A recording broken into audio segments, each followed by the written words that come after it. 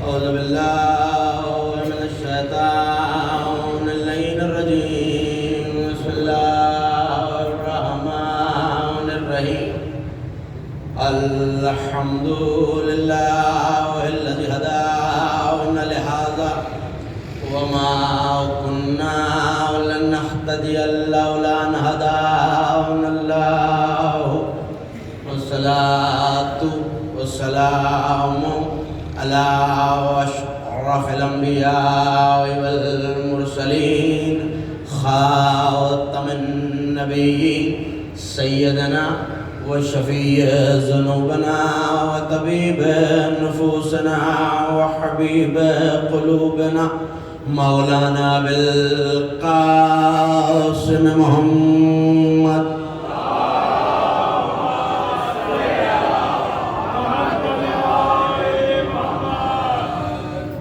وأهل بيته الطيبين الطاهرين المعصومين المظلومين الميامين الذين ذهب الله عنهم الرجس وطهرهم تطهيرا.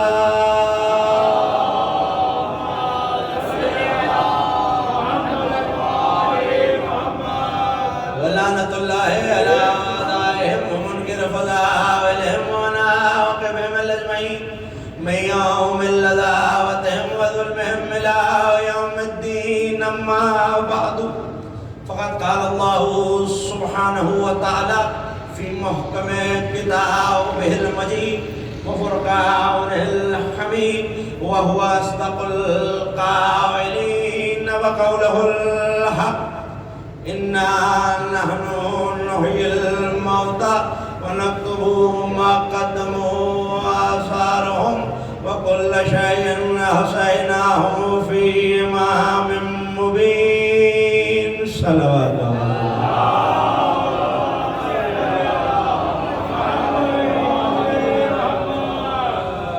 معصوم فرماتے ہیں بلند آواز سے درود پڑھنے سے دلوں سے کینہ اور نفاق دونوں دور ہو جاتے ہیں.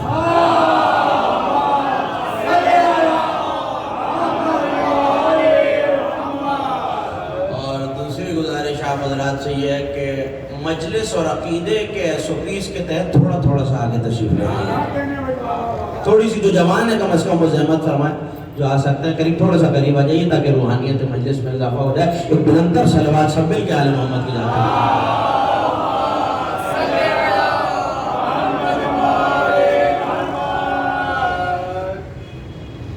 خمسہ مجالس اعضا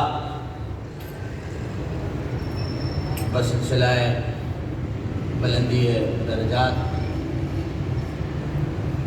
اور اعتراف خدمات علامہ ڈاکٹر ضمیر اختر نقوی منعقد ہے، اور آج اسی سلسلے کی دوسری تقریر ہے.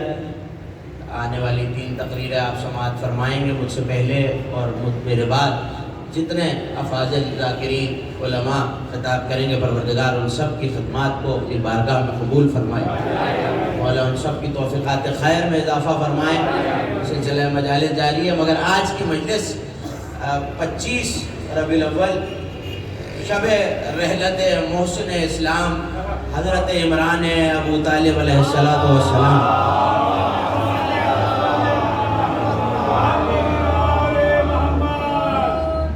کے ذکر سے منسوب بھی ہے. اور مجھے 2 عناوین پہ گفتگو کرنی ہے اور ان کے بین رہتے ہوئے گفتگو کرنی ہے. خمسے کا عنوان مرتضیٰ عبدی صاحب نے جو دیا وہ ہے علم و حکمت، اور مجھے آج کی تاریخ کو مد نظر رکھتے ہوئے علم و حکمت ابو طالب پہ گفتگو کرنی ہے. یقیناً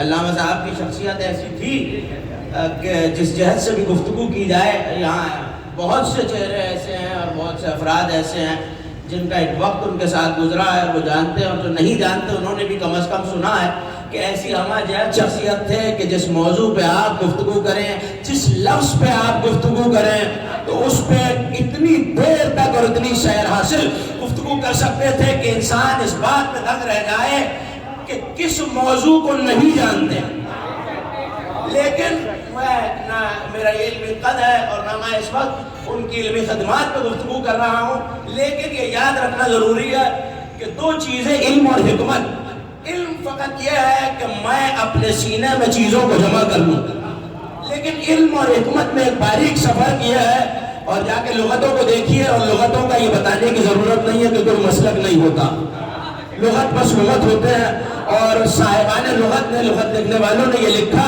کہ یہ حکمت کیا ہے، تو انہوں نے لکھا کہ کسی افضل چیز کی معرفت افضل علم کی بنیاد پر رکھنا، اسی کو حکمت کہتے ہیں۔ آپ یقیناً مسلسل سن رہے ہیں، لیکن میں یہ یاد دلاتا چلوں کہ اس وبا میں ہاتھ ملانا منع ہے، ہاتھ اٹھانا منع نہیں ہے۔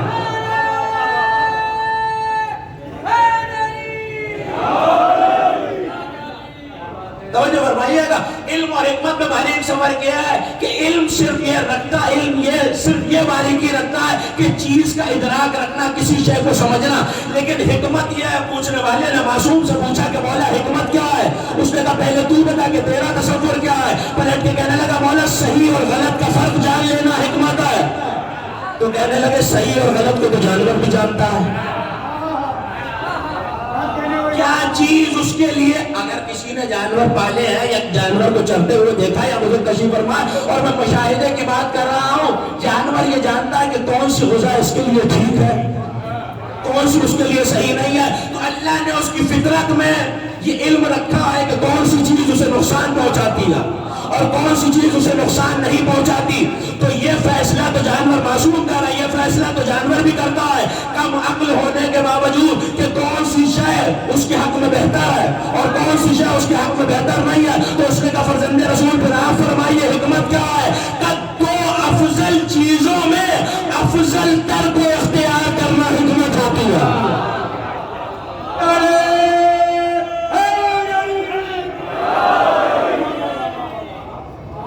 دو افضل چیزوں میں زیادہ افضل چیز کو اختیار کرنا حکمت ہے۔ علم یہ ہے کہ چیز کو جان لیا جائے، اس علم کی بنیاد پہ افضل کا فیصلہ کیا جائے، یہ حکمت ہے۔ ایک آسان سا جملہ کہہ دوں، وہ یہ کہ عزاداری کرنا علم ہے۔ مجھے نہیں پتا کہ کون کرونا سے گھبرایا ہوا ہے اور کون ذکر اہل بیت سننے آیا ہوا۔ عزاداری جملہ آپ کے حوالے کرام، عزاداری کرنا علم ہے، بچوں کو ماتم سکھانا حکمت ہے۔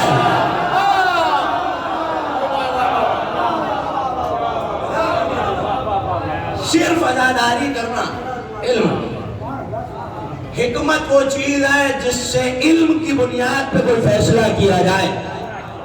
حکمت یہ کہتی ہے کہ عزاداری سکھائی جائے، اور جس شخصیت کا میں تذکرہ کر رہا ہوں انہوں نے صرف عزاداری کی نہیں، اور کسی کی بات نہیں کرتا، اپنی بات کروں تو میں دیکھیے عزاداری کے کچھ گوشے ایسے ہیں جس میں عمل تو ہو رہا، لیکن اکثریت میں اپنی بات کر رہا ہوں، نوجوانوں کی، جوانوں کی اکثریت یہ نہیں جانتی کہ اس کے پیچھے حکمت کیا ہے۔ میں کلاوہ باندھ رہا ہوں،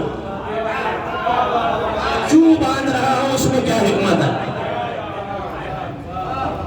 میں مجلس کا فرش پاؤں کی ٹھوکر سے نہیں اٹھا رہا، ہاتھ سے اٹھا رہا ہوں، کیوں اٹھا رہا ہوں، اس میں کیا حکمت ہے۔ تو جس شخصیت کا تذکرہ ہے اس نے ان باتوں میں جو عزاداری کی بنیادی باتیں تھیں وہ بتائیں کہ عزاداری کیسے کرنی ہے، اور بچوں کو، نوجوانوں تک یہ پہنچایا کہ عزاداری کیوں ضروری ہے، اس کے طریقے کیا ہیں، اس کا ادب کیا ہے۔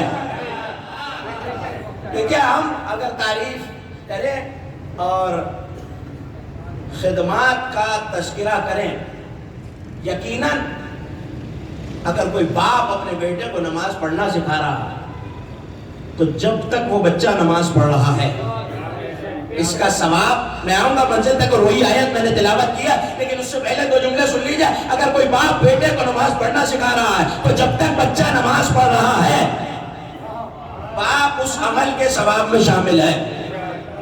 اگر میں نے اپنے باپ سے حسین کا ماتم سیکھا ہے تو جب تک میں سینے پہ ہاتھ مار رہا ہوں تب تک میرا باپ میرے اس عمل کے ثواب میں شامل ہے۔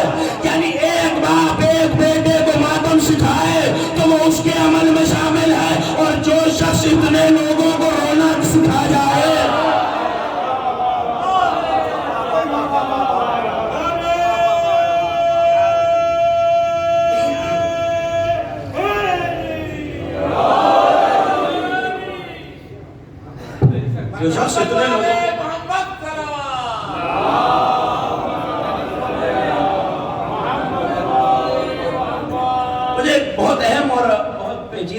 کی طرف آپ کو لے کے آنا اگر سکھا جائے تو اس کی کیا منزلہ تک یقیناً قابل تحسین بھی ہے، تعریف بھی ہے، لیکن میں اور آپ جہاں یہ تذکرہ کر رہے ہیں، دیکھیں خدمات تو بہت سی ہیں اور ظاہر ان کا احاطہ نہیں کیا جا سکتا تصنیف و تالیف میں، ادبی خدمات، لیکن جہاں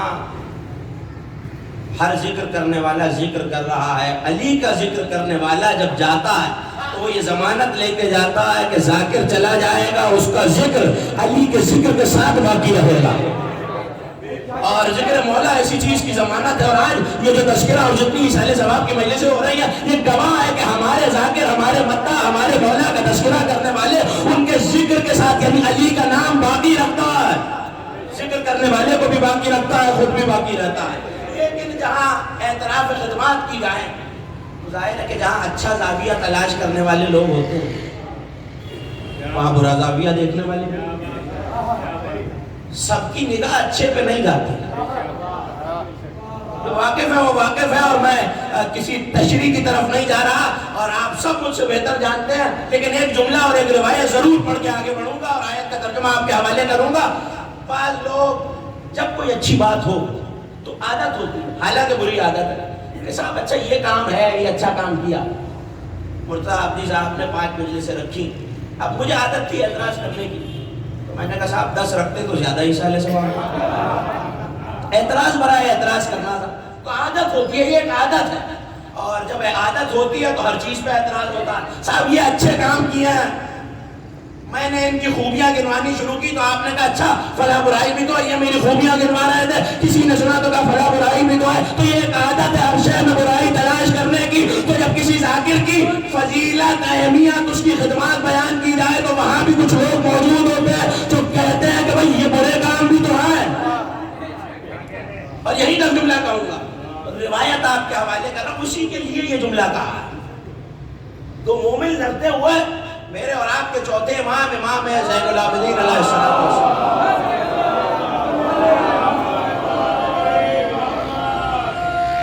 دیکھیے تو کہ علی کا ذکر کرنے والے ہمیں کیا دے رہے ہیں اور ہم انہیں کیا دے رہے ہیں۔ اس وقت اس بحث میں نہیں جانا، ہو سکتا ہے کسی کے ذہن میں تصور ہو کہ بھائی ہم بھی تو خدمت کر رہا ہے، تو یہ دیکھیے کہ ہماری خدمت کیا ہے اور ذکر کرنے والوں کی خدمت کیا ہے۔ حوالے یاد رکھیے گا، تفسیر امام حسن عسکری علیہ السلام،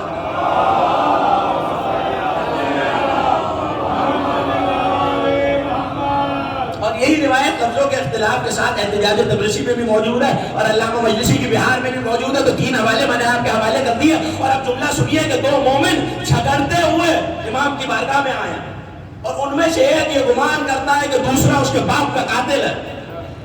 توجہ آخری مومن تک میری طرف دیکھیے گا، بڑا اہم نتیجہ آپ کے حوالے کر رہا ہوں۔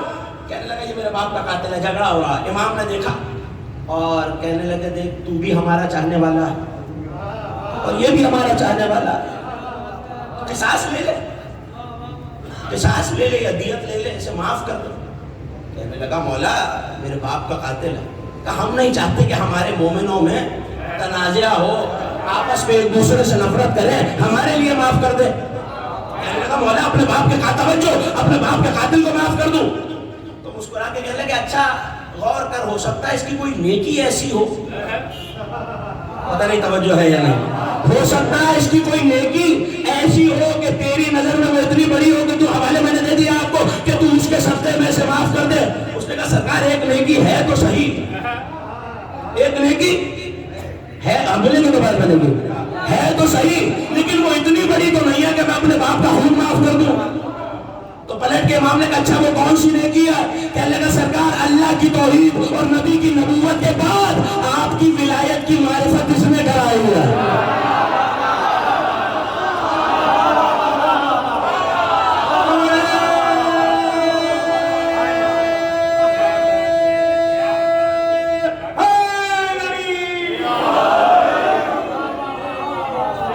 ذاکر کی مجلس تعلیم نہ پڑھ رہا ہوتا اور ان کا تذکرہ نہ ہوتا تو شاید میں کبھی یہ روایت نہ پڑھتا۔ روایت آپ کے حوالے کر رہا ہوں، وہ کیا کہہ رہا ہے؟ سرکار وہ نیکی اتنی بڑی تو نہیں ہے کہ میں اپنے باپ کا لہو، باپ کا خون اس پہ معاف کر دوں۔ نیکی کیا ہے کہ اللہ کی توحید کے بعد، نبی کی نبوت کے بعد اس نے آپ کی اور آپ کے جد علی کی ولایت کی معرفت اس نے مجھے کرائی ہے۔ بس ٹیک لگا کے امام بیٹھے ہوئے تھے، سید سجاد کو جلال آیا اور جلال کے عالم میں کہنے لگے حالا لا یفیو بالدماء ابی، یہ کافی نہیں ہے تیرے باپ کے خون کے لیے، تو سمجھتا ہے خدا کی قسم اگر اس نے سارے آسمان کے فرشتوں کو جملہ آپ کے حوالے کرو ساری زمین کے انسانوں کو قتل کیا ہوگا تب بھی ہماری ولایت کی معرفت بنا نہیں تھا۔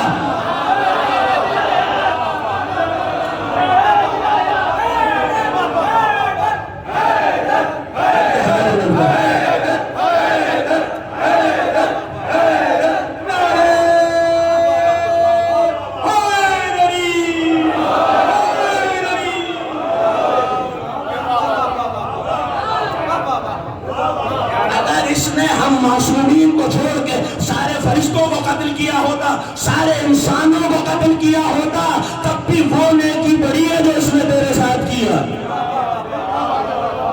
تو اب بتائیے کہ جو معرفت، لیکن یہ یاد رکھیے گا جملہ آپ نے سنا داد دی میں شکر گزار ممنون، لیکن یہ یاد رکھیے گا یہ احسان اسی کا ہے جو معرفت کرائے، اس کے لیے نہیں جو غیر ملکی قوتوں سے مومنوں کو ڈرائے۔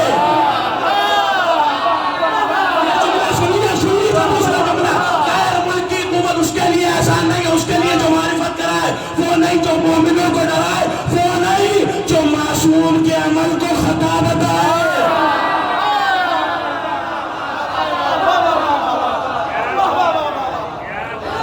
چہرے بتا رہے ہیں کہ میرے جملے بہت چاہے، صلوات پڑھیں سب مل کے آل محمد۔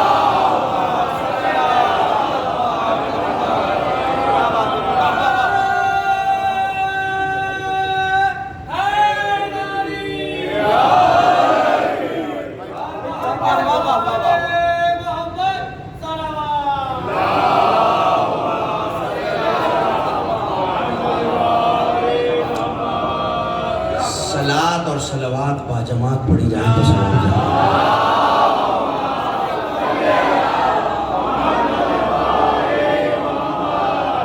امام کہہ رہے جو عمل اس نے کیا وہ زیادہ بڑا۔ ایک روایت اور میں اپنے موضوع پر آ گیا لیکن یہ گفتگو بھی ضروری ہے اور یہ تمہیداً عرض کر رہا ہوں، مجھے اس ذکر سے اپنے موضوع تک بھی آنا ہے، لیکن اگر یہ فیصلہ یاد رہے کہ جو ولایت دے جائے، ولایت کی معرفت کرائے، اس کا مقام کیا ہے، امام کی بزم ہے اور ایسے میں سجدہ آدم کا تذکرہ ہو رہا۔ اس نے پوچھا فرزند رسول سجدہ کیوں ہوا تھا؟ کہ یہی سوال ہمارے جد اللہ کے حبیب سے ہوا تھا۔ یہی حوالے، انہی حوالوں سے عرض کر رہا ہوں، تفسیر عسکری احتجاج تبرسی کا کیوں سجدہ ہوا تھا؟ کہ ہمارا نور صلب آدم میں رکھا ہوا تھا، آدم کی پیشانی میں رکھا ہوا تھا، تو اس نور کو وسیلہ بنا کر آدم کو قبلہ بنایا، سجدہ اللہ کو ہو رہا تھا۔ یہ روایت یاد رکھیے گا، حضرت آدم کو وسیلہ بنایا، سجدہ اللہ کو ہو رہا تھا، اور اللہ کے سوا کسی کو سجدہ ہو ہی نہیں سکتا، آدم کے وسیلے سے سجدہ اللہ کو ہی ہو رہا تھا۔ اس نے کہا سرکار اگر کوئی اور گنجائش ہوتی، اب یہ یاد رکھیے گا کہ وہ امکان پہ گفتگو کر رہا، کوئی یہ نہ سمجھے کہ گنجائش ہے، گنجائش اگر ہوتی تو آپ کس کو سجدہ کرنے، حوالہ میں نے آپ کو دے دیا اور ابھی پتہ چل جائے گا کہ کون جملہ کیسے سنے گا۔ کہنے لگے اگر گنجائش ہوتی تو کہنے لگے ویسے تو اللہ کے علاوہ کسی کو سجدہ نہیں ہو سکتا، لیکن اگر وسیلہ بنا کے ہی کرنا ہوتا تو میں حکم دیتا ایسے مومن کو، وہ کمزور شیعہ جنہیں ایمان کی جلا کی ضرورت ہے، وہ شیعہ ایسے مومن کو سجدہ کرے جو لوگوں کو ولایت علی سناتا ہے۔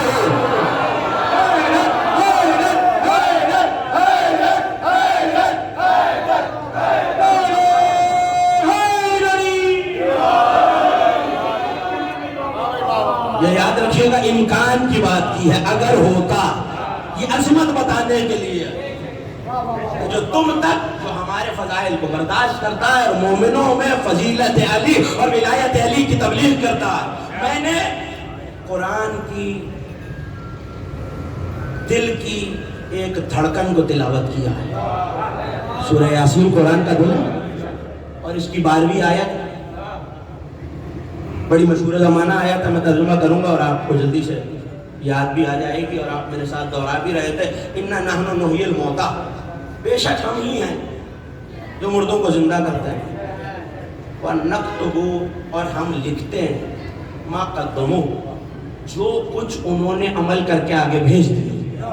وَآثَارَهُمْ اور جو ان کے عمل کا اثر باقی رہا. میں نے جب علماء سے پوچھا, میں نے کہا صاحب یہ سورہ یاسین قرآن کا دل کیوں؟ کہنے لگے اس میں اصول دین رکھے ہوئے. اور یہ صرف شیعہ علماء نے نہیں کہا, علماء اہل سنت کی بھی یہی رائے ہے, کیونکہ اس میں مجھے آپ کی آواز نہیں آ رہی. میں اکثر کہا کرتا ہوں ذکر علی میں بولنے سے ہوتا کچھ نہیں, انسان کا قبیلہ پہچانا جاتا ہے.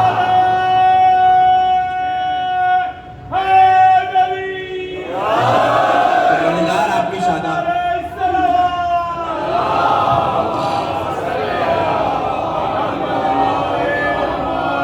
پروردگار آپ کی شاداب سماعتوں کو سلامت رکھے. ہمیں جو مردوں کو زندہ کرتے ہیں. میں نے پوچھا کہ سورہ یاسین قرآن کا دل کیوں ہے؟ کہنے لگے اس میں اصول ہے دین. میں نے کہا یہی بات ہے؟ کہنے لگا یہی بات ہے. میں نے کہا پھر ایک گزارش میری بھی سن لیجیے. اگر یاسین قرآن کا دل اس وجہ سے ہے کہ اس میں اصول دین ہے, تو 12ویں آیت میں اللہ کہہ رہا ہے کل شیء احصیناہ فی امام مبین, ہم نے ہر شے کو امام مبین میں جمع کیا ہے. حضور آپ نے فرمایا کہ اس میں اصول دین ہے, اور اللہ یاسین میں امامت کا تذکرہ کر رہا ہے. تو اب دو ہی طریقے ہیں, یا آیت قرآن سے نکالو یا امامت کو اصول دین میں شامل کرو.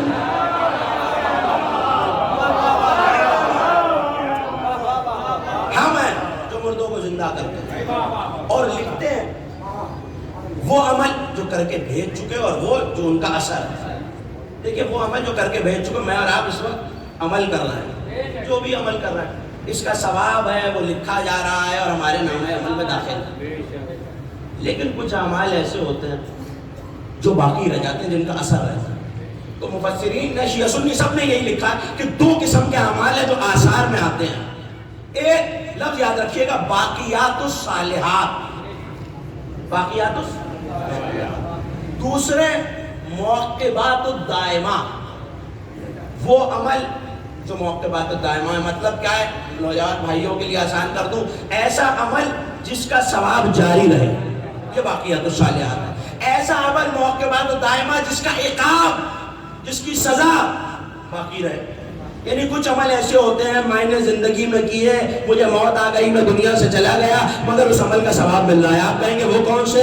امام بارکہ کی تعمیر میں مدد کی تھی, اپنا حصہ ڈالا تھا حسین کی خدمت میں. اب جب تک عزاداری ہو رہی ہے, جتنا صحیح, اس وقت یہ بحث نہیں ہے کہ کتنا ثواب, جتنا صحیح مگر میرے نامہ عمل میں آ رہا ہے.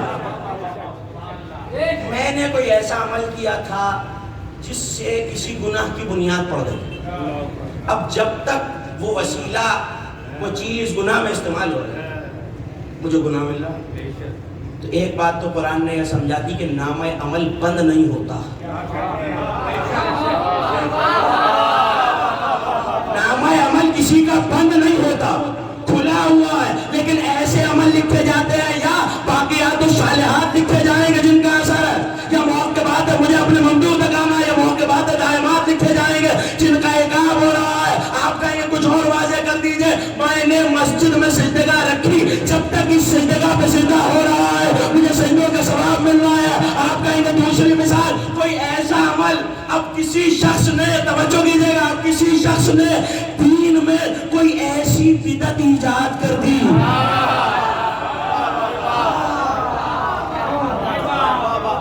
جو دین میں شامل نہیں.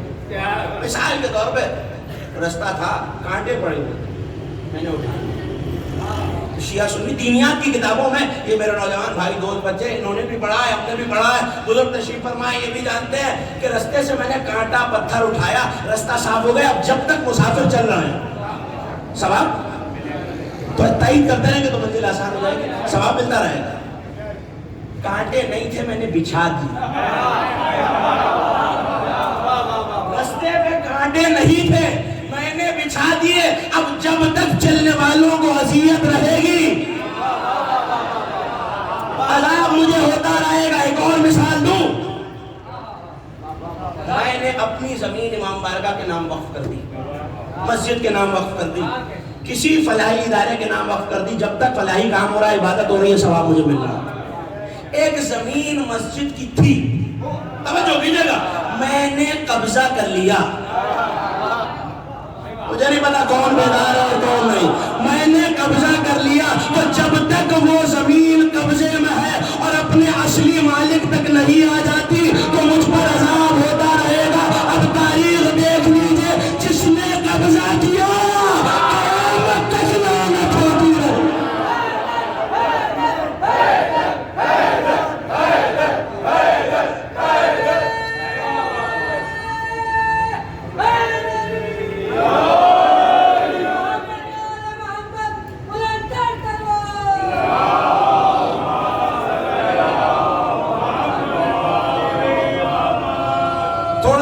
لے چلوں اپنے سننے والوں کو، میں نے غصب کر دیا تو جب تک اصلی مالک تک زمین نہیں آتی عذاب ہوگا۔ میں نے ایسا عمل کر دیا، مثال کے طور پر کسی بچے کو نماز سکھائی جب تک نماز پڑھ رہا، میں نے اخلاق کی کوئی ایسی بات بتا دی جب تک عمل کر رہا، میرے بزرگوں نے مجھے بتائی تھی، انہیں ثواب ہو رہا ہے، میں نے اپنے سے چھوٹے کو بتائی تو میں جانے کے بعد اس کا ثواب حاصل کر رہا ہوں۔ میں نے نماز پڑھنا سکھائی تو اس کا ثواب، روزہ رکھنا سکھایا تو اس کا ثواب، نبی کی نعت کہنا سکھائی، شورا تشریف فرمائے، نبی کی نعت کہنا سکھائی تو اس کا ثواب، تحفظ رسالت پہ، ناموس رسالت پہ بولنا سکھایا تو اس کا ثواب، نبی کے گھر کی حفاظت کرنا سکھائی، حرم کی حفاظت کرنا سکھائی تو اس کا ثواب۔ تو جس نے سب سے پہلے سکھایا اسے بھی تلاش کرو۔ جب تک نعت رسول لکھی جا رہی ہے، عمل ابو طالب کے لوگ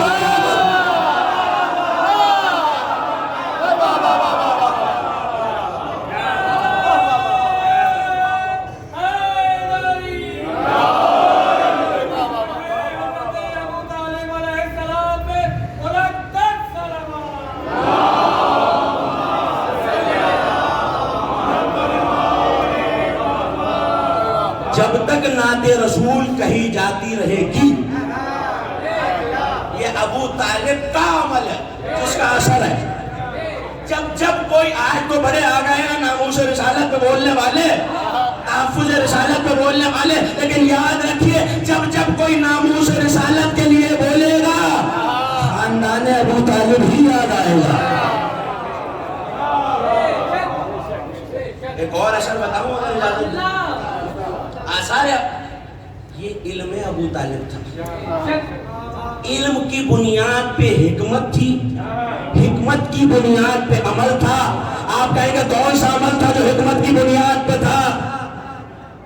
شیب ابی طالب آپ مجھ سے بہتر جانتے ہیں اور سن چکے ہیں، روزانہ ایک بیٹے کو لٹاتے، محمد کو اٹھاتے، کبھی جعفر کو لٹایا، مصطفیٰ کو اٹھایا، کبھی عقیل کو لٹایا، مصطفیٰ کو اٹھایا، علی کو لٹایا، مصطفیٰ کو اٹھایا۔ آپ کو پتا چلا شب ہجرت کوئی اتفاق نہیں تھا، ابو طالب کی تربیت کا اثر تھا۔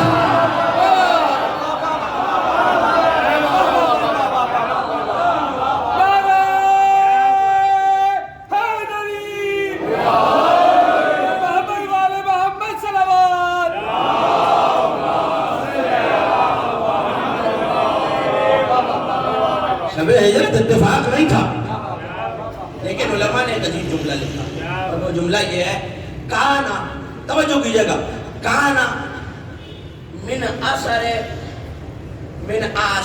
ابی طالب، کیا چیز؟ ذات مصطفیٰ کے بارے میں، نبی کی ذات ابو طالب کے آثار میں سے ایک اثر تھی۔ نبی کی حیات طیبہ پہ گفتگو کر کے شیعہ سنی علماء نے لکھا، کانا من آثار ابی طالب، یہ ابو طالب کے اثر میں سے ایک اثر تھا نبی کی حیات طیبہ۔ آپ کہیں گے نبی کی حیات طیبہ کیسے تھا ابو طالب کا اثر؟ دیکھیے بچہ جس گھر میں پلا ہوتا وہ بتا دیتا ہے کہ میں کس گھر سے ہوں۔ بچے کی زبان بتلا دیتی ہے، بچے کے عادات و اطوار بتا دیتے ہیں، بچے کا عمل بتا دیتا ہے، اٹھنا بیٹھنا رہن سہن، بچے کا لباس بتا دیتا ہے کہ میں کس گھر سے تعلق رکھتا ہوں۔ اگر ایک بچہ بڑے کے گھر پلا ہے تو لباس وہی ہوگا جو بڑے کا، اگر بادشاہ کے گھر پلا ہے لباس وہی ہوگا جو بادشاہ کا، منہ میں والا وہی ہوگا جو بادشاہ کا۔ تو موقع میں آپ کو یاد دلا دیتا ہوں، کوئی ابو قبیس پہ مصطفیٰ کھڑے ہیں اور کہہ رہے ہیں اگر میں تم سے کہوں پہاڑ کے پیچھے ایک لشکر ہے تو کیا کہو گے؟ تو پلٹ کے کفار نے کہا آپ صادق بھی ہے امین بھی ہے، یہ صادق و امین ہونا ابو طالب کا اثر ہے۔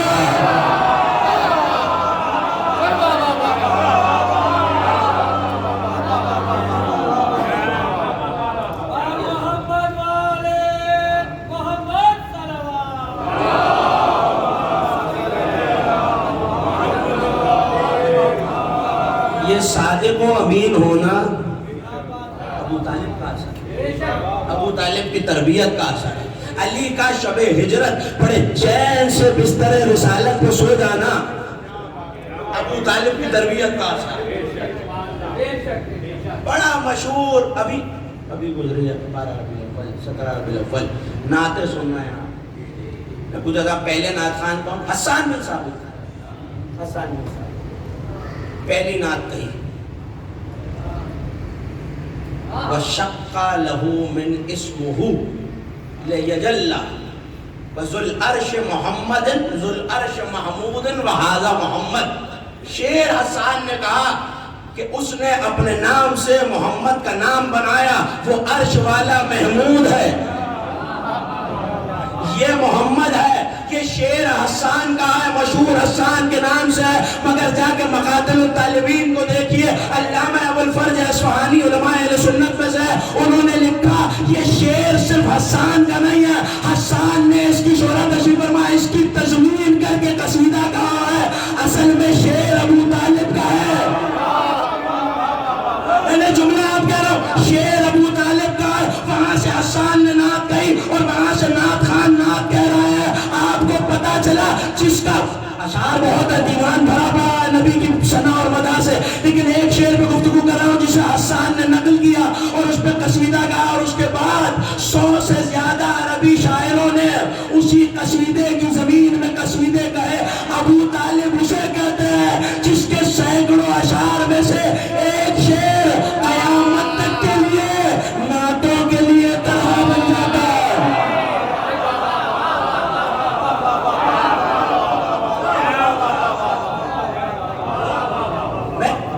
میں نے یہی شعر پڑھا، اشعار تو بہت ہیں۔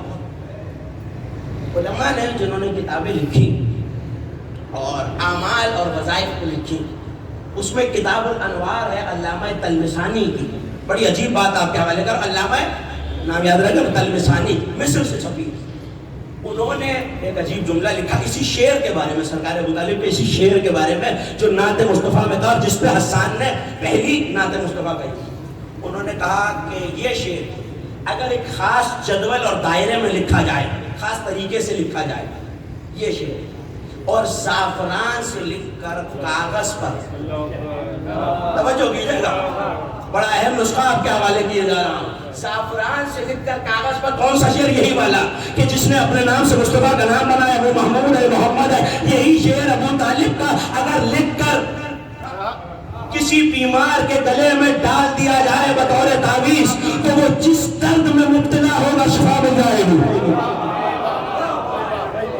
جس درد میں، توجہ میری طرف رکھیے گا، جس درد میں، یہ نہیں کہا فلاں بیماری میں فلاں میں، جس درد میں مبتلا ہوگا، جسے حوالہ دیکھنا میرے پاس آ جائے، جس درد میں، آنکھوں سے دیکھ کے پڑھنے کا قائل ہوں، کان سے سنتے نہیں، جس درد میں مبتلا ہو اسے شفا مل جائے گی۔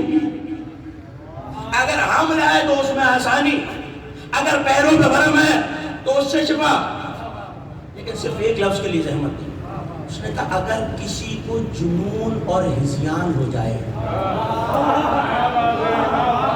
یہی تک تو لانا تھا آپ کو، جسے جنون اور ہذیان ہو جائے، یعنی جس کی عقل، فہم، علم و حکمت ہی موجود ہے، یہ بتانے کی ضرورت نہیں ہے کہ دونوں حدیثیں موجود، یہی واپس آ رہا ہوں، دونوں حدیثیں موجود ہیں، انا مدینۃ العلم و علی بابها، وَأَنَا دَارُ الْحِكْمَةِ وَعَلِيٌّ بَابُهَا. اور یہ شیعہ سنی مورخین اور محدثین نے لکھی، میں علم کا شہر ہوں، علی اس کا دروازہ، میں علم کا گھر ہوں یا مدینہ ہوں، علی اس کا دروازہ. بات یہ ہے کہ چاہے نبی علم کا شہر ہو، چاہے علی اس کا دروازہ ہو، چاہے نبی حکمت کا شہر ہو، چاہے علی اس کا دروازہ ہو، جملہ ایک ہی ہے، پہلے دونوں آغوش ابو طالب میں ہیں.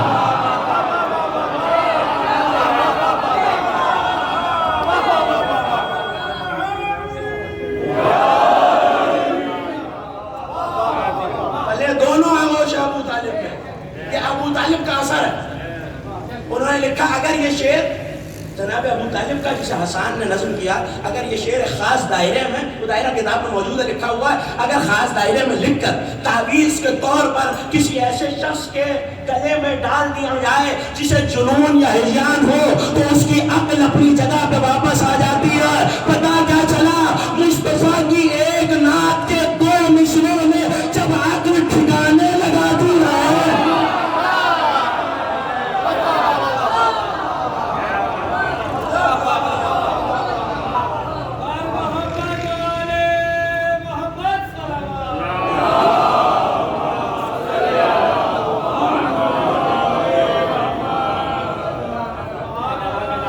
علم بھی ذات ابو طالب میں یہ حکمت تھی کہ ہجرت سے پہلے، حکمت کیا ہے تعریف آپ کے حوالے کر چکا اور لغتوں میں یہ تعریف لکھی ہوئی ہے کہ افضل علم سے افضل شے کی معرفت رکھنا حکمت ہے.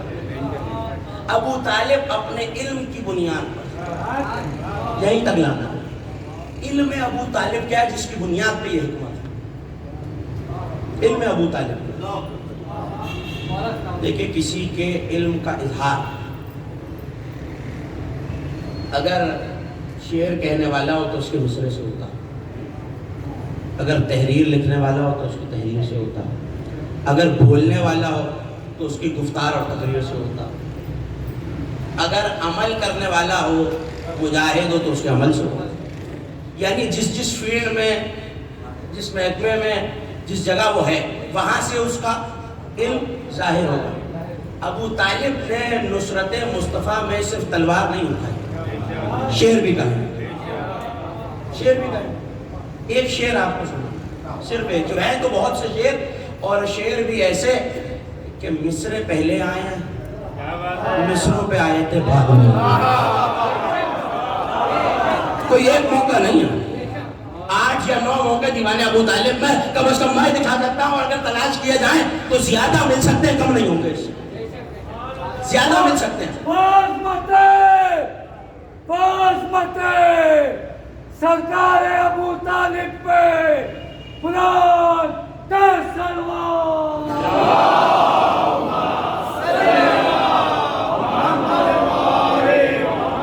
توجہ رکھیے گا، زیادہ مل جائیں گے، کم نہیں ملیں گے. ابھی تک زمانہ ابو طالب کے الحمد کہنے پہ حیران ہے.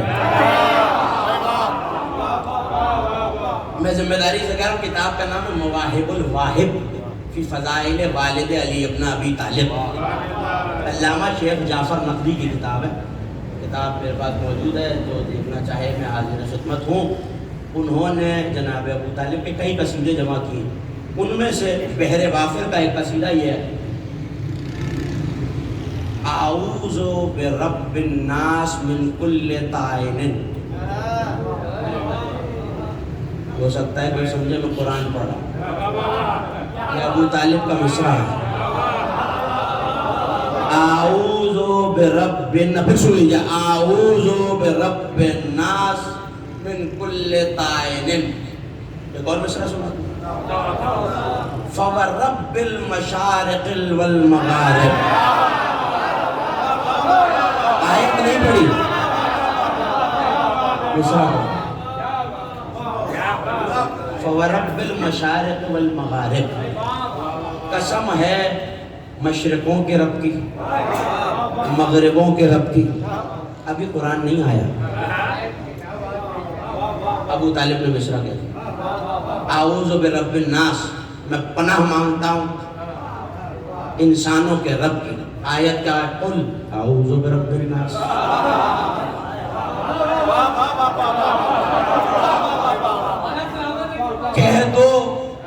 اعوذ برب الناس. اللہ یہ کہہ رہا ہے لوگوں کو ابو طالب کا مصرع سنا دو. میں نے بڑی آہستہ سے کہا, آپ نے بڑی آہستہ سے سنی. اعوذ برب الناس. اسی طرح مسجد کا لفظ, میں عربی ادب کا بہت ادنا سا بہت چھوٹا سا طالب ہوں, مسجد کا لفظ ادب عربی میں ابو طالب نے اپنے شعر میں پہلے استعمال کیا. آیت بعد میں آئی ہے مسجد الحرام. واقعہ بڑا مشہور ہے, آپ کا سنا ہوا ہے. نبی گم ہو گئے, غائب ہو گئے. قریش نے اعلان کیا ہوا تھا جہاں مصطفیٰ کو باؤ قتل کر دو. ابو طالب ڈھونڈتے ہوئے نکلے, بنی ہاشم کو بلایا, غلاموں کو بلایا کہ اپنی اپنی تلواریں لے آؤ, اپنے اپنے نیچے لے آؤ اور اپنی آستینوں میں چھپا لو. تلواریں چھپانے والے اور ہوتے ہیں, بت چھپانے والے اور ہوتے ہیں. اور یہ جو قریش کے سردار بیٹھے ہوئے, توجہ رکھیے گا, دامن وقت میں بالکل گنجائش باقی نہیں رہی. یہ جو قریش کے سردار بیٹھے, ایک ایک کے ساتھ جا کے بیٹھ جاؤ, تلوار چھپا کے رکھیں, اور جب میں آ کے پوچھوں نا میرا محمد کہاں ہے, تو یہی اشارہ ہوگا. اگر مصطفیٰ میرے ساتھ آئیں تو کچھ نہ کرنا, اگر میں آ کے مطالبہ کروں کہ میرا بھتیجا کہاں ہے, تلواریں نکالنا اور ان سب کے سر قلم کر دینا. ایسے میں ڈھونڈتے ہوئے چلے, نبی سامنے سے آ رہے تھے.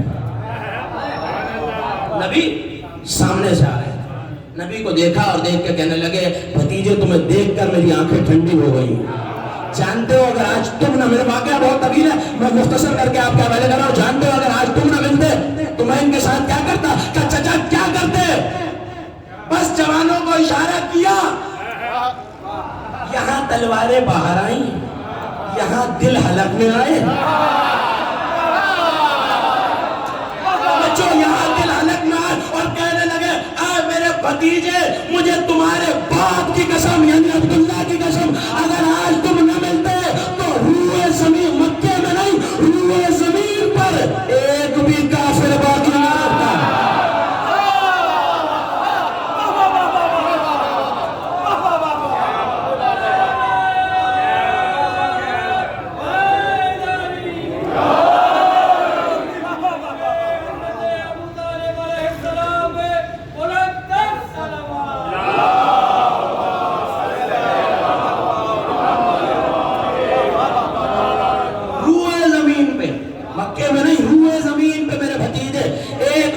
یہ شجاعت ابو طالب دیکھ رہے ہیں, مگر حکمت کیا تھی, تلواریں آستین میں رکھنا. ابو طالب کا علم یہ تھا کہ جانتے ہیں قتل کر سکتے ہیں, لیکن حکمت یہ ہے کہ جب تک مصطفیٰ نہ مل جائے. واپس آ رہا ہوں, لیکن شجاعت بھی تو ہے, ایک تیسری صفت بھی ہے.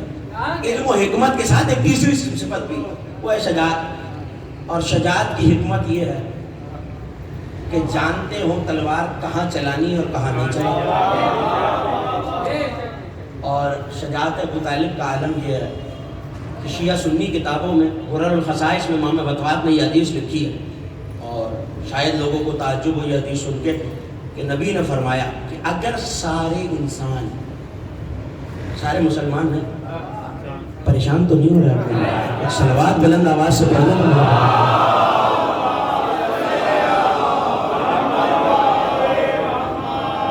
اگر سارے انسان ابو طالب کی نسل میں ہوتے, قریب کا حوالہ کسی کو دیکھنا تو علامہ مکرم نے العباس میں بھی حدیث لکھی ہے, اگر سارے انسان ابو طالب کی نسل ہوتے تو کائنات میں ایک بھی بزدل نہ ہوتا.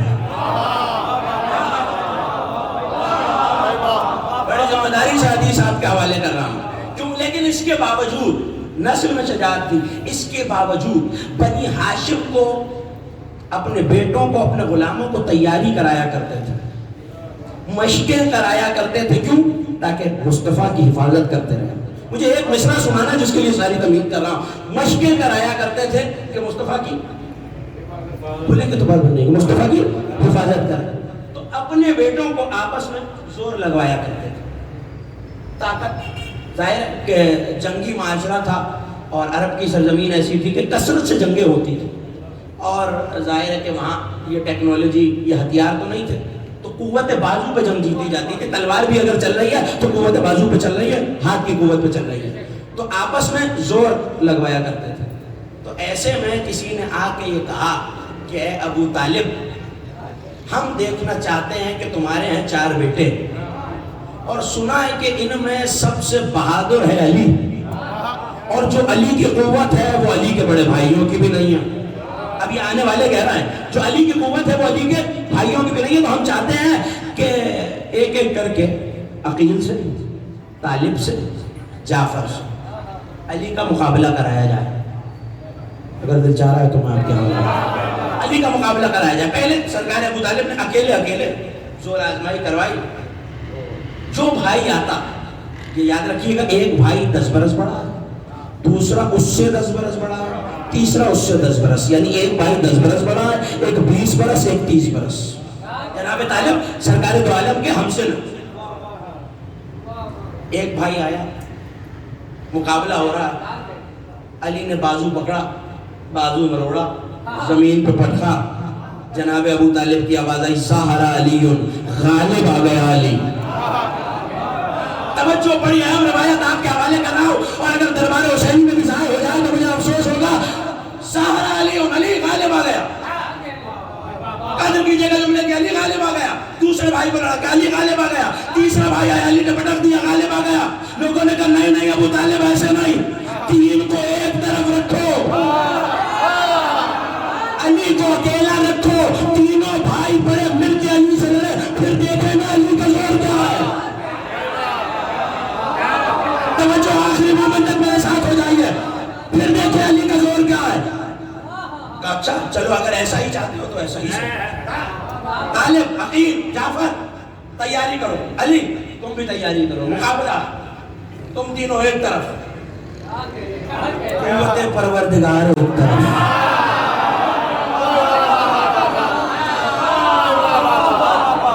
یہ یاد رکھیے کہ یہ معاذ اللہ نعوذ باللہ کوئی تقابل نہیں ہے، علی کی فضیلت بتانے کا طریقہ ہے، اسی کو حکمت کہتے ہیں۔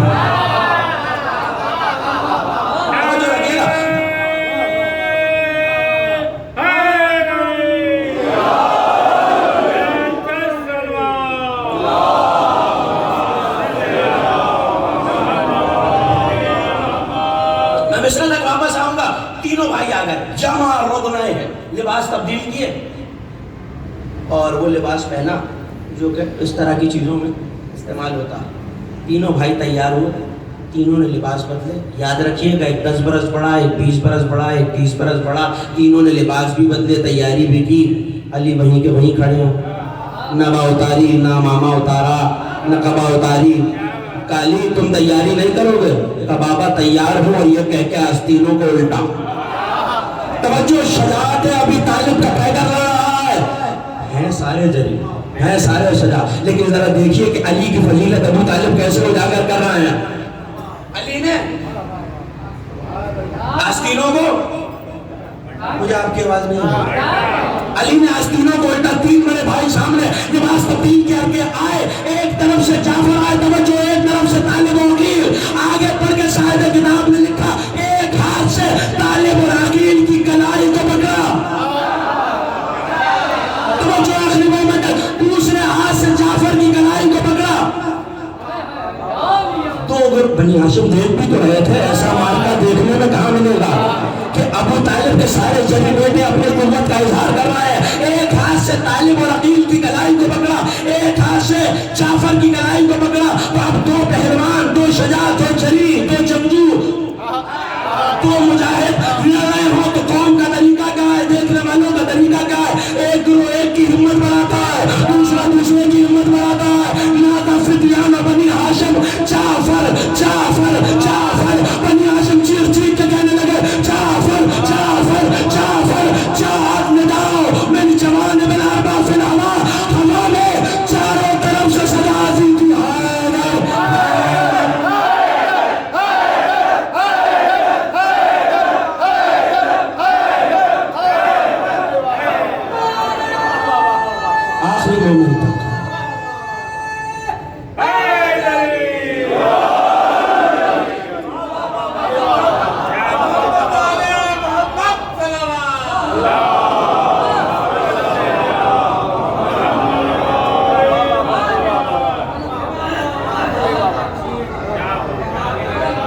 تو شجاعت بھی تھی مگر نصرت شعر سے کی ہے. توجہ رکھیے گا. اعوذ برب الناس سرکار ابو طالب کا مصرع. رب المشارق والمغارب ابو طالب کا مصرع. جس وقت نبی واپس آئے ہیں نبی کو دیکھ کر سرکار ابو طالب نے قصیدہ کہا. اس کا ایک مصرع ہی سنانا ہے, شعر بھی پورا نہیں. نبی کو دیکھ کے کہنے لگے اگر آج یہ تو مجھے نظر نہ آتے تو یہ سب کے ساتھ بات تو یاد ہے نا, مارے جاتا ہے. پھر مصرع انی والسابحات عادیات. کوئی لگانا تھا, مجھے نہیں پتا آپ کیا سننا ہے. انی والسابحات عادیات جو ابھی بھی نہیں پہنچا. ثواب ہے عادیات, ثواب ہے عادیات, ثواب ہے عادیات والعادیات ذبحا. نہیں تھوڑی سی میری مدد کریں گے, منزل آسان ہو جائے گی. تحریر ختم ہو گئی, بالکل آخری مراحل میں داخل ہو گیا. کیا ہے یہ والعادیات ذبحا؟ قسم ہے سر پٹ دوڑتے ہوئے بھاگی. اللہ نے قسم کھائی ہے غزوہ ذات سلاسل میں, ابھی اس میں 8 برس باقی ہے. ابو طالب نے مکے میں کہا, یہ آیت بن کے آ گئی. تقریر کا جملہ نتیجہ آپ کے حوالے کر رہا ہوں. جملہ آپ کے حوالے کروں. ابھی نہ گھوڑا دوڑا تھا, نہ پیروں سے چنگاریاں نکلی تھی, نہ ناک سے پھنکارے بھرے تھے, نہ گرم ہو رہی تھی. نبی مسجد میں تھے, لوگوں جو مسجد میں بیٹھ کے جنگ سنا رہے تھے. وہاں علی نے فجر سے پہلے اعلان کیا تھا, یہاں صبح سے جنگ سنائی جا رہی تھی. یہاں علی نے چوٹی فتح کی. وہاں جبرائیل آ کے کہنے لگے یا رسول اللہ, اللہ بعد السلام کہہ رہا ہے, انہیں جنگ بعد میں سنائیے گا, پہلے قرآن سنائیے. والعادیات ذبحا. پتہ کیا چلا, ابھی علی کے گھوڑے نے سم مارا نہیں تھا. ابو طالب نے مصرع کہہ دیا تھا. ابھی اعوذ برب الناس آئی نہیں تھی, ابو طالب نے مصرع کہہ دیا تھا.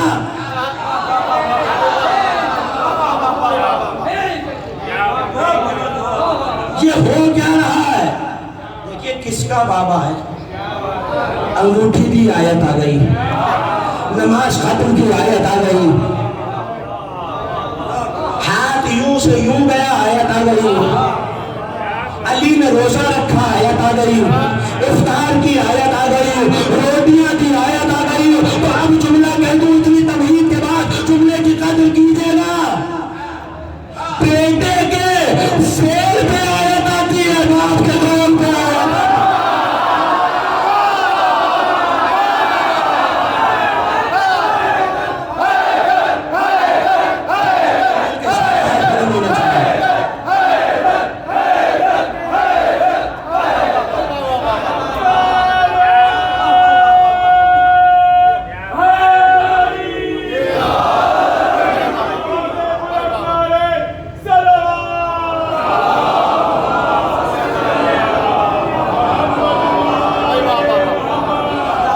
بیٹے کے فعل پہ آیت آتی, باپ کے قول پہ آیت آتی. علی عمل کرتے ہیں تو آیت آتی ہے, ابو طالب مصرع کہتے ہیں تو آیت آتی ہے. یہ ابو طالب کی تربیت تھی کہ علی سوئے. یعنی اب قیامت تک جو تحفظ رسالت پہ بول رہا ہے, جو نام رسالت پہ بول رہا ہے, جو ناموس رسالت پر بول رہا ہے, عمل جا رہا ہے ابو طالب کے نام عمل میں. محمد ابو طالب کا اثر, علی ابو طالب کا اثر, حسن ابو طالب کا اثر, حسین ابو طالب کا اثر, محمد باقر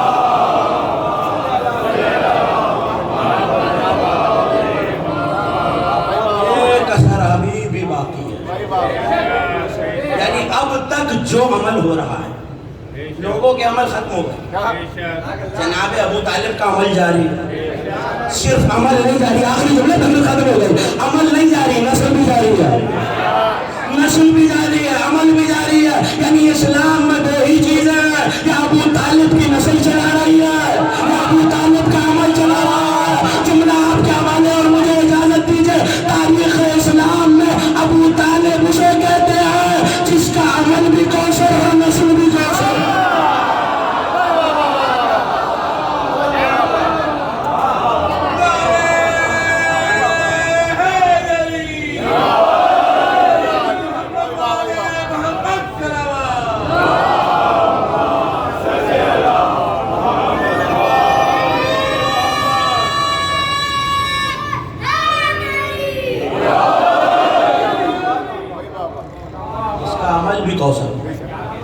جس کی نسل بھی کوثر، یا اسلام کی مدد عمل نہیں یا نسل نہیں۔ مصرع بتا رہا ہے کہ ایمان کیا، کلام بتا رہا ہے کہ علم کیا۔ حکمت یہ کہ اپنی نسل مصطفیٰ کی نسل پر قربان کیا۔ اگر اکبر کے سینے میں برچی ہے تو ابو طالب کا لہو ہے، اگر عباس کے بازو قلم ہوئے ہیں تو یہ ابو طالب کا لہو ہے۔ یہ قاسم گلبدن کے بکھرے ہوئے ٹکڑے ابو طالب کا لہو ہے۔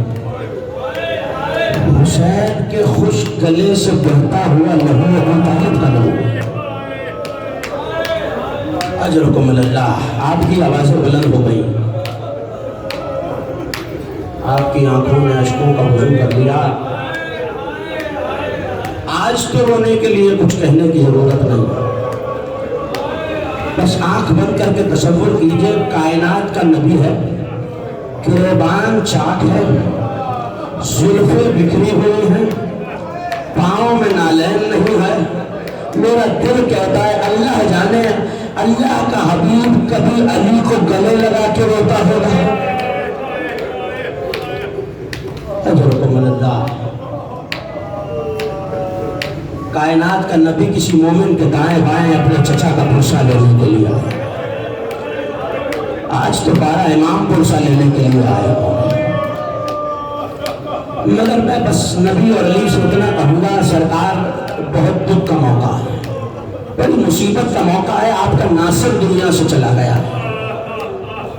واقعہ تو آپ کا سنا ہوا، جس موقع پہ نبی نے سیدہ کو ام ابیہا کہا ہے، وہ موقع ہے جب مصطفیٰ پر مٹی اور پتھر اور غلاظتیں پھینکی گئی، اور ایسے میں جب گھر آئے ہیں تو بیٹی نے پانی ڈال کر آنچل سے لہو صاف کیا، تو نبی نے رو کے کہا تم ام ابیہا، لیکن ایک جملہ اور کہا تھا، یہاں لہو زخموں سے رس رہا تھا، اور بیٹی سے رو کے کہتے تھے بیٹی کاش آپ چچا ابو طالب ہوتے۔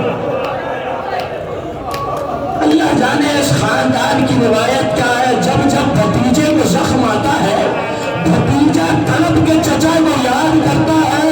یہاں نبی نے ابو طالب کو یاد کیا، اور میں نے مقتل میں دیکھا ہر تازیانے پر سجاد نے عباس کے سر کو دیکھا اور آواز چچا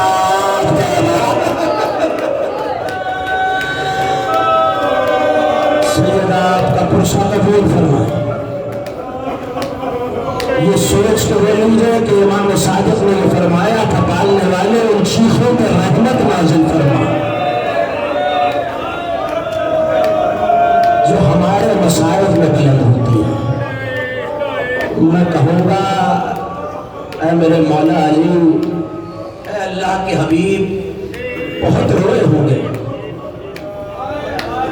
علی سے گلے مل کے روئے، علی کو دلاسا دیا، علی نے آپ کو دلاسا دیا، مگر روئے تو رونے پہ تماچا تو نہیں مارا گیا، روئے تو کوئی تازیانہ لے کے نہیں آیا، مگر میں نے ایک بھتیجا ایسا دیکھا ہے جو جب جب چچا کو روتا تھا،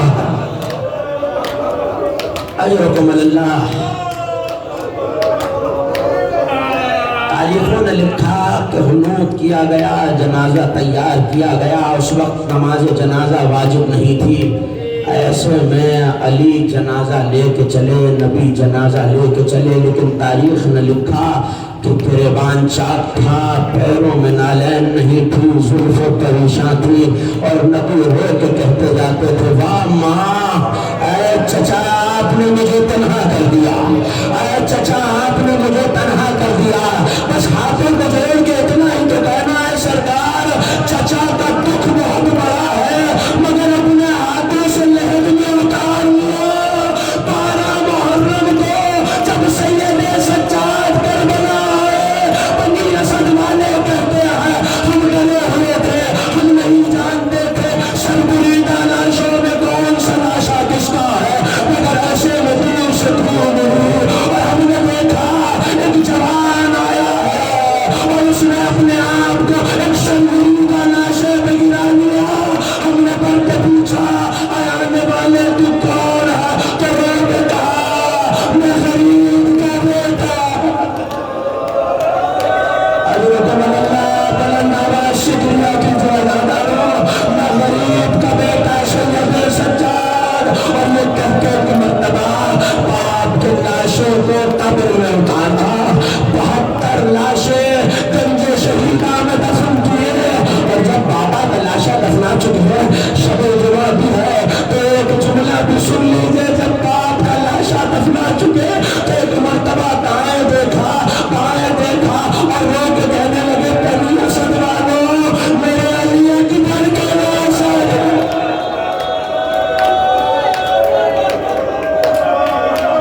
میرے باپ کو علی اکبر سے بہت محبت تھی، اور یہ کہہ کے حسین کے قدموں میں اکبر کی قبر بنائی، باپ کا لاشا دفنایا، بھائی کا لاشا دفنایا، 72 لاشیں گنج شہیدہ میں دفنائے۔ جملہ سنیں گے رانارو، جب لاشیں دفنا چکے نا تو بیمار امام نے رو کے کہا کوئی اور لاشا بچا ہے، کہنے لگے آقا فرات کے قریب ایک لاشا ہے، کل لائے کیوں نہیں، کہ سرکار اتنا زخمی ہے کہ سر کی طرف سے اٹھاتے ہیں تو پیروں سے نکل جاتا ہے، پیروں سے اٹھاتے ہیں تو سر کی طرف سے نکل جاتا ہے۔ تڑپ کے کہا وہ میرے چچا عباس کا لاشا ہے، مجھے لے کے چلو، اور ایک مرتبہ فرات کے قریب قبر بنائی، ایک گلیم منائی گئی، عباس کے لاشے کے ٹکڑے اللہ جانے بھتیجے میں کس دن سے رکھے،